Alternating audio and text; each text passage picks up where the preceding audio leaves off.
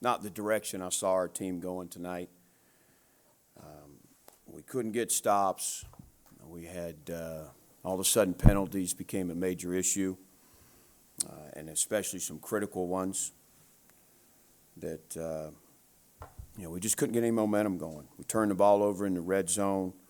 We get a turnover and we can't cash in on it. There were flashes in the game of the ability to run the ball. There was flashes, the ability to throw the ball, but not near consistent enough. Clearly, it starts with me. Coaches, players, everybody's accountable here. We got to get back to the basics and find a way to be closer to the team that we can be. Because that was, I give Old Dominion credit and Coach Ronnie. They got a nice team. They gave Indiana fits. But we clearly didn't play well enough at all, not to even be in the game. So, questions?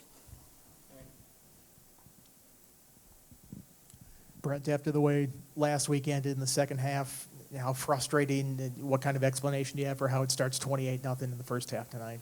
Yeah, I think it's a combination of things again. You go 3 and out. You can't get stops. You get them off schedule occasionally, but then they get a chunk play. We're still leaky in the run game and not near good enough in the pass defense. When you load it up and try and secure the run, and then they're hitting balls on us down the field. And then offensively, there's flashes, but we can't get a consistent drive going. We can't make enough good plays in a row to get in the end zone enough. I was encouraged by things that were happening late.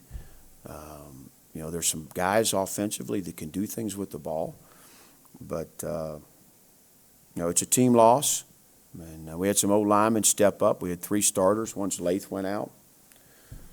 3 starters out, and I thought those young guys, they gave tremendous effort, and they gave some plays a chance to keep it going.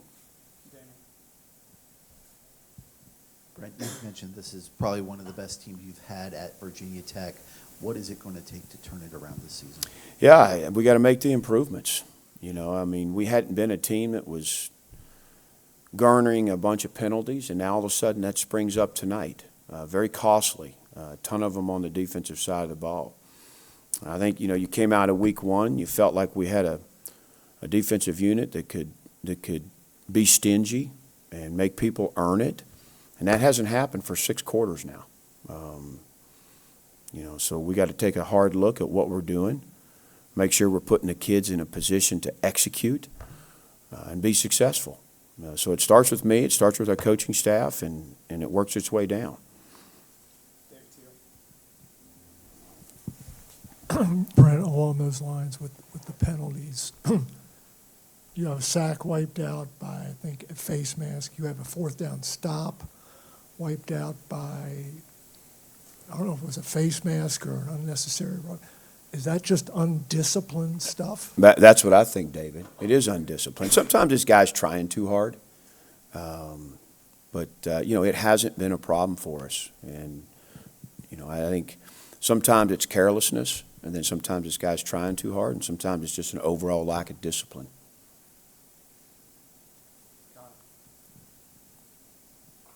Coach, before the game even started, when the projected starting lineup was playing through the Jumbotron, when your name came up, there was a lot of verbal frustration from the Hokie faithful, especially now with 28-0 at halftime, and fans were leaving the stands. Is there anything that you can say to those fans who were verbally and physically frustrated? Yeah, I get it. Things going?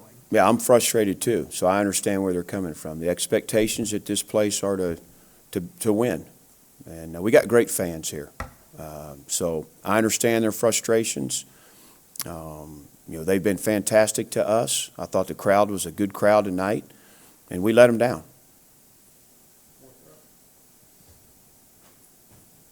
Colton Joseph, 4 plays with 30 or more yards through the air. What do you think made him so effective?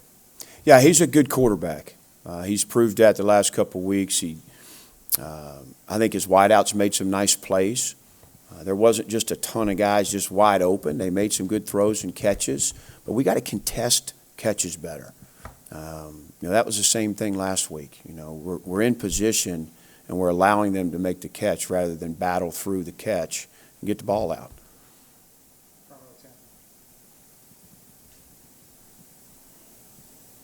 Brent, you're now 16-24 at the helm of Virginia Tech. Obviously, there were plenty of boos and other chants for your dismissal this evening. Why do you feel you're the right man to lead this program forward? Yeah, I see the strides we've made as a program. I know it doesn't show on the field tonight. Our roster's deeper than it's been. The one area where we didn't do a good enough job was on the offensive line, creating depth, and it's biting us right now a little bit. But I'm proud of the team that we have as far as the guys in that locker room. They're wired the right way. They're at Virginia Tech for the right reasons. I think there's talent in that locker room. It's not the talent that we need yet to be a team that can contend for championships, but it's an improved roster. And these guys have busted their butt and gave us a chance at South Carolina. Played a heck of a half against Vanderbilt, but it's a four-quarter game. This was very disappointing and unexpected tonight. And during halftime, some ACC network analysts said it looked like your team was checked out or maybe even had quit. What is your response to that? Yeah, I don't think so. I think it was apparent in the fourth quarter. We're not good enough getting stops right now defensively, but we clearly battled in the kick game and on offense, and continued to play all the way through the last tick.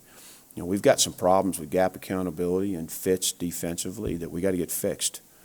I don't know that the kids quit. I think it was more so they're not in the right place at the right time, and I think Old Dominion was cashing in on it. Thanks, Coach. Yeah, thanks, guys.